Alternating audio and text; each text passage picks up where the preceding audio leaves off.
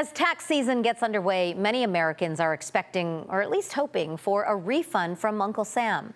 But economists warn that higher income filers could see disproportionately larger tax refunds compared to lower income filers. CBS 8's Richard Allen is here now to explain what's behind this divide and how the nation's so-called K-shaped economy is playing a part. Richard?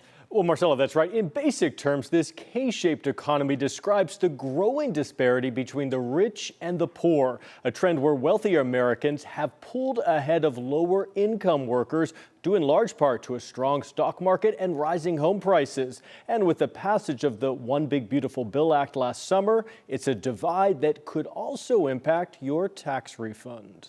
Now, last year we had an average of about $3,100. This year it could be up to $4,000. Well, that's the average projected return, with the typical tax return increasing by about $750. Economists say that upper income households will see the biggest boost, thanks to higher deductions allowed through the One Big Beautiful Bill Act. A new study by the investment firm Principal Asset Management finds the country's top 5% of earners are expected to see an average increase of $3,748. While the lowest 20%, those making $33,000 or less, should expect only an $18 increase in their refund. There's always been inequality in the U.S. economy, but it's just gotten worse since the 1980s, and the tax bill just accelerates that. USD economics professor Alan Ginn says the revised tax structure reinforces this K-shaped economy. K-shaped economy is a situation where we've got a greater divide.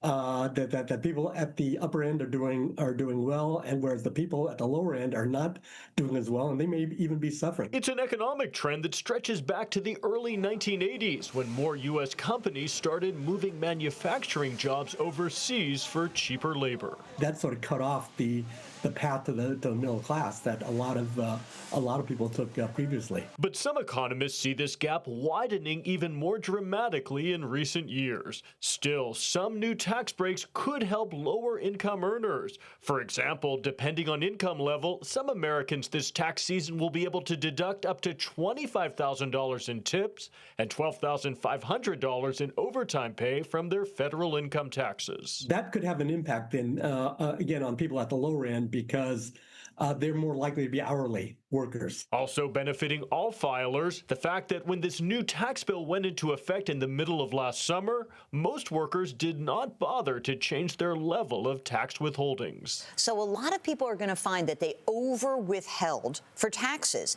That will give them a bigger tax refund. Also new this year, under the revised tax bill, filers who are 65 or older will be getting an additional $6,000 deduction. So that is something. Interesting, the K-shaped economy, and taking a real close look at that.